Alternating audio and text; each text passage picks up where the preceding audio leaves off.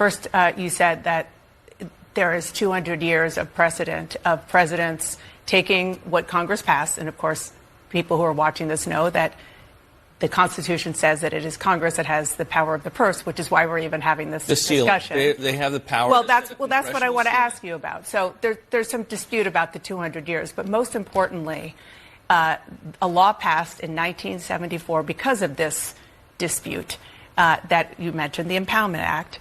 And so because of that law, which has now been in place for more than 50 years, it is the requirement of the executive branch, except for in situations where you're having discussions with Congress, to implement what is signed into law. I know you don't believe that that is constitutional. So are you just doing this in order to get the Supreme Court to rule that unconstitutional? We're certainly not taking impoundment off the table. We're not in love with the law. It's a law that came after 200 years of precedent in history at the lowest moment of the executive branch.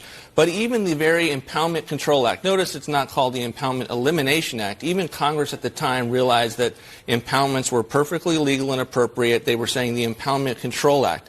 Even the Impoundment Control Act allows for procedures that both require their assent on a rescissions bill, that's the one that we're sending up early this week, and also allow for pocket rescissions for those that come later in the fiscal year. They say Congress says that you're just breaking the law.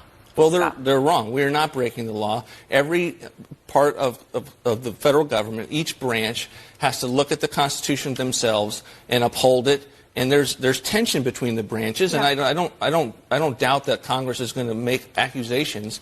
Some of them come by their own watchdogs, but those watchdogs have been historically wrong, and that's not going to stop us from moving forward to bank the DOGE cut.